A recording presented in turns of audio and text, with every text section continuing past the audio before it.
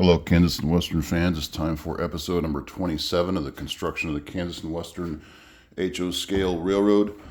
Shorter update today. Won't be doing a full layout tour today since there won't be a poll at the end, since I have had the gall to go on vacation for a couple weeks. So I will just go over the Royal Gorge route work that I've done, and one other thing that I've got done. If you saw my last operations video, I got the backdrop installed for Holly, Colorado, so we'll look at that too. But just to dive right in, here in the Royal Gorge route, I've been working on two different things really. I've been starting to paint the track, that base color, and I know a lot of other people do this where they'll just spray paint it in place. And what that does is it hides the glue, it hides soldering, hides rail joiners, hides wires, all that stuff. So that's why I do that after it's down. But I do that with a big spray can. I use a camouflage brown that they sell pretty much everywhere, and it goes over really well. And it provides a nice base coat so that once the ballast is down, if I miss any spots, it's kind of hard to see with that darker color underneath. And it's just a lot easier to paint the sides of the rails, the rail webbing, doing it this way. And I do try to get both sides.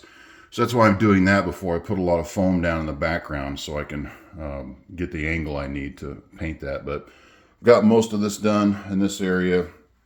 I've left this unpainted because this is where the bridge is going to go. And I did find on Google Earth the actual bridge I'm going for. That's right there. I'm going to try to find a stencil for the Rio Grande to put on it. And I thought I had a double track bridge, but I don't. So that's on order. That's why. Nothing done there. Haven't taken the track out yet, so I can still run trains until it's absolutely time to pull that out. And as you can see with this bridge, the terrain around it, you can kind of see the river there in the foreground. This is kind of just a wash. I don't think it constantly runs. So that's what I'm going to reproduce. There won't be any water in this area here. Just kind of a dry creek bed, which I'm sure only has water during rain periods or snow melt runoff. But that's what that's going to be. And then I've got my first turnout painted there. And then I'm going to paint all the way until the end of that spur for Canon City. But you can see I've started gouging out, carving up, whatever you want to call it, the foam that's been laid underneath the track. If you remember from previous videos, this was all kind of squared off where I just cut big rectangles and glued them down because I wasn't sure how the track was going to run. Now that the track is in place, I'm starting to carve out what the roadbed looks like, trying to mirror these images that I've taken of the actual Royal Gorge route. You can see there is not much room from the track to the river, so that's what I'm trying to copy there, just not a lot of space. And then the foam here in the foreground, I'm going to fill back in. These are just laid out pieces to help me visualize what I want to look like. So it's going to be kind of windy a little bit, as much as a straight area of the layout can be windy. But I'm going to come back in here with 2-inch foam, glue that down, and then carve this side of it to kind of match that side of it. So you can kind of see a rough image of what the embankment is going to look like. The 2-inch depth, I think, is fairly close to scale. Trains stand about 2 inches high, so if you just kind of visualize, the train being moved down into the river, it's about the right height, I would say. So I shouldn't have to do much there, especially once you add some bits and pieces in the river itself, add a little bit of layer of the river material, the water material, and I think the scale will be just about right for depth. So that should be pretty good there. I will have a couple signals at each end of this passing siding. So I've got a couple of these Atlas older style ATSF signals that I'll be putting in. I have no experience with these whatsoever, or signals at all. What I have decided is the signals in my layout will not be functioning. I do want to turn them on. These are just single masthead, single lights. They're not going to change color or anything like that. They're basically just going to be on off.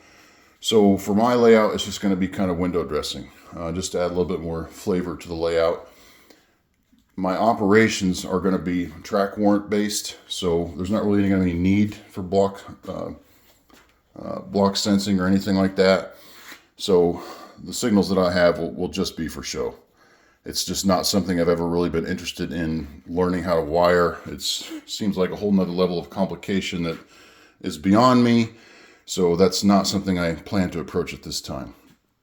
One other feature that I'm going to be adding to these is there are several areas where the track is very close to the river where erosion has taken over, and the railroad has come in and put in old rails and drilled them into the ground, into the rock, and use that as erosion control. So I'm going to reproduce that on the layout here in a couple spots. I think that looks kind of neat, add some more interest to the scene.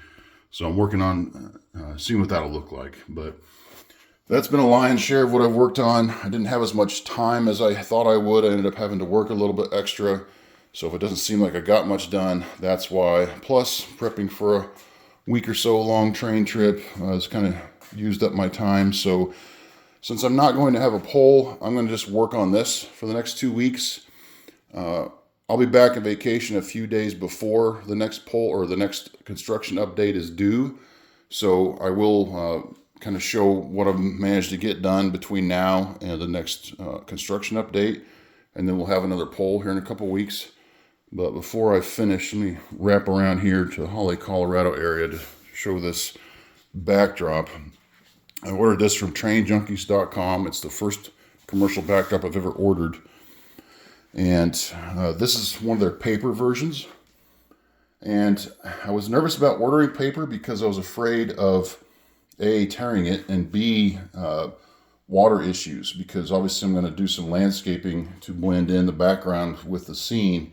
So I actually emailed the company to ask them if there's anything I can do to protect the bottom edge. So I don't get any, water-based anything on there to ruin the paper. But otherwise, in terms of look, I think it looks fantastic. It's definitely photo quality. It was pretty easy to put up. I just used double stick Scotch tape, and it went just fine. I put the tape on the wallboard surface first. I rolled the paper up in, just like a poster type roll, and just kind of slowly rolled it out. Made sure it was level, and it worked out very well. Even putting it into that corner, I thought worked out pretty well. So pretty easy to do. I definitely recommend this company and this type of backdrop. I've got several in mind for other areas of the layout. So if down the road people would like to see more backdrops put in, just vote for, I guess, which scene you'd like to see put up. And that will be one that I will order and see if I can get installed. So that worked out pretty good. Certainly adds to the scene. I'll move down here to track level. And then with the train in the foreground. The only one thing I did notice about this scene, so I ordered it 18 inches wide, even though I only ordered or needed 14. And that was just to make sure that I could cut it to fit. But I noticed after I installed it, that in the foreground, you see stalks of wheat. And I should have trimmed that bottom part off, because the wheat is way out of scale for the scene. It looks like it's giant if you compare locomotive and the structures to the wheat. So I'm not sure if this was accidentally an O scale, because you do order by scale. So I'm not sure what that is, but I should have trimmed that wheat off, and I might still be able to do it. I'm not sure. Or maybe it just blends in the background and nobody notices or cares. I don't know, but that's one thing I did notice after the fact. Otherwise, it looks fantastic. And one other thing I would recommend is do not get a perfectly blue sky. I would definitely get clouds on all your sky scenes if you order a backdrop, because it helps to hide any imperfections in the wall. Like right now, you can't really even tell that somewhere in this area it isn't perfectly flat against the surface, but with that cloud coloration and a little bit of darkness in the sky, perfectly hides it. I didn't bother to mud or tape any of the screw heads or any of the joints back there. Can't tell. Or at least I can't tell. Maybe I'm off my rocker because I didn't want to do that. But I hate mudding and taping. It usually makes a bigger mess and doesn't do any better job than the way it was before. So I was hoping I could bypass that step. And as far as I can tell, I could. So just a recommendation there on backdrops. So I guess that's it for now. Like I said, no poll this time. Sorry guys, I'm going to miss it too. But I'll see what other work I can get done on the Gorge route between now and the next 2 weeks.